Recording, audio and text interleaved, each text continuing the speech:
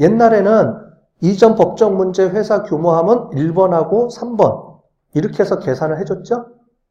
그죠? 요렇게 다 띄어서. 즉, 엔드 모든 조건들이 엔드일 경우를 다 찾아서 그때를 계산해줘야 돼요.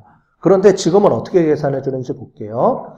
사전 확률은 사귈 확률을 해봅시다. 먼저. 자, 사귈 확률은 전체 10개 중에 몇 개예요? 4개죠? 그러면 10분의 4. 끝. 그 다음에 두 번째.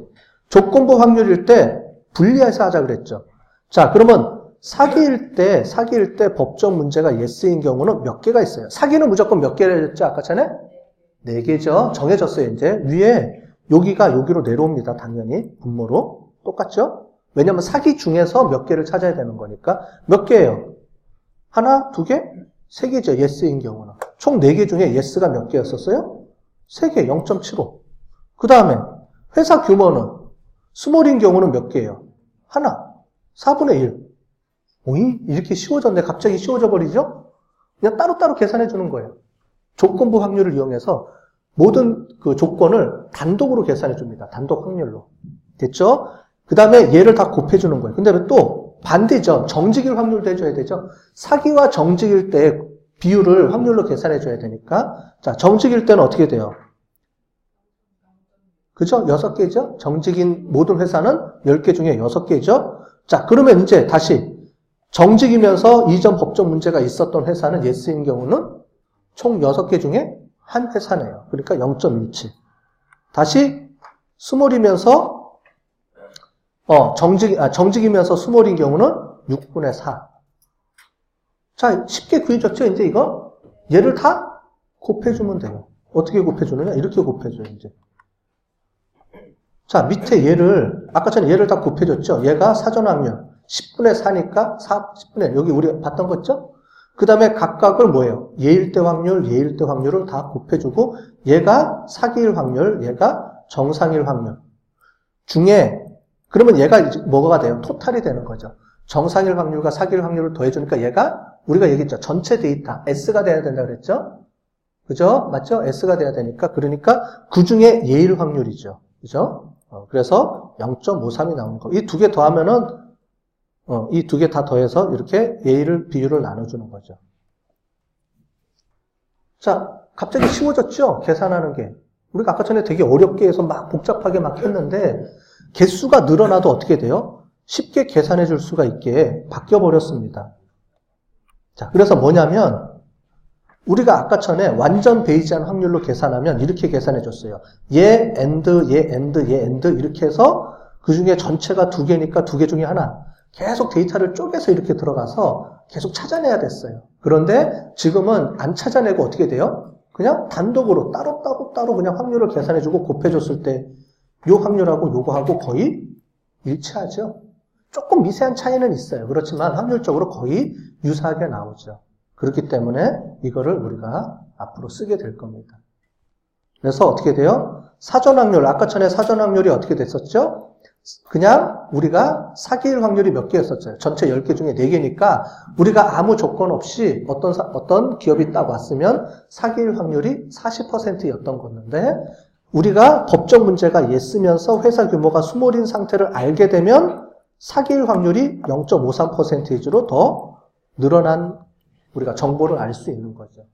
그죠? 이게 사전사후 확률을 이용을 하는 건데 그 전에 다양한 여러 가지 우리가 주어진 정보들을 이용을 해서 이렇게 만들어 나가는 겁니다. 이게 베이지안 분류기예요. 전체적으로 오늘 이해가 됐죠. 처음에는 조금 어려웠죠. 그죠? 조건부 확률 이런 개념이 어려웠는데 이제 점점 이해가 되죠. 사례를 들어보니까 어떤 식으로 쓰여지는구나. 그래서 우리가 이런 분류기는 분류기예요. 그래서 아까 전에 우리가 첫 시간에 처음에 얘기했던 것처럼 분류할 때만 쓰이는 겁니다. 분류할 때. 즉 정상인 기업 아니면 어떤 사기 기업 아니면 구매자, 비구매자 yes, no 이런 거를 구분할 때 yes, no일 때 확률에 앞에 사전 확률을 그래서 아까 전에 얘기했던 거를 다시 뒤집어 보면 이런 겁니다. 전부 다 어떻게 돼요? yes, no, yes, no, small, large, small, large 뭘로 바뀌었어요? 범주형 변수로 바꾸라 그랬죠. 기억나세요? 지금 우리가 하는 나이브 베이지안은 결과 변수도 범주형이지만 앞에 나오는 예측 변수들도 전부 다 뭘로 바꾸라 그랬죠? 범주형 변수가 돼야 된다. 그래야지 계산을 할 수 있으니까. 그 이유를 이제 아셨죠? 이렇게 계산을 해놓은 겁니다. 자, 됐어요? 자, 그러면 지금 요게 뭐가 되겠어요? 지금 제가 화면 보여준 게 실습 사례. 우리 뒤에 거는 내일 합시다. 다음 주에 합시다. 시간이 안 되니까 요거까지 풀어주고 끝낼게요. 요거 한번 풀어봅시다. 이제. 자, 사기이면서 법적 문제, 이전 법적 문제에 놓인 경우 이거 해봅시다. 그러면 전체가 사기인 경우와 전체가 정직인 경우 두 가지로 나눠야 되죠. 전체가 사기인 경우는 아까 전에 했죠. 사전 확률은 10개 중에 4개죠. 10분의 4 곱하기 이제 우도를 계산해 줘야 되죠. 사전 확률 곱하기 우도. 그죠? 그럼 어떻게 돼요?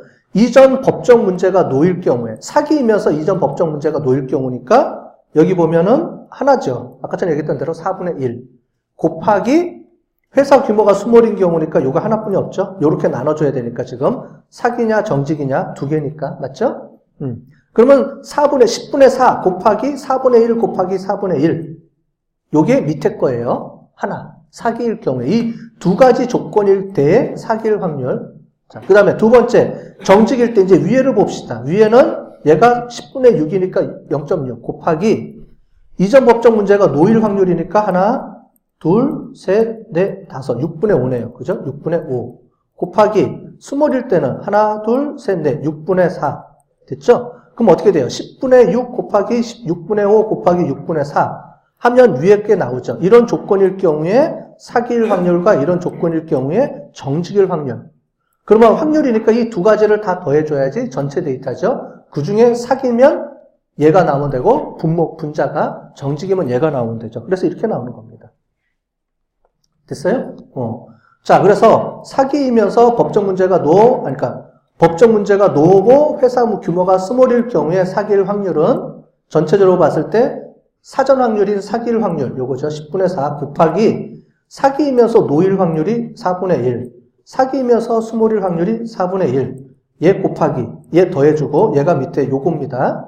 위에 정직이면서 이런 조건일 경우에 정직일 확률이 또 이렇게 나왔죠? 요거.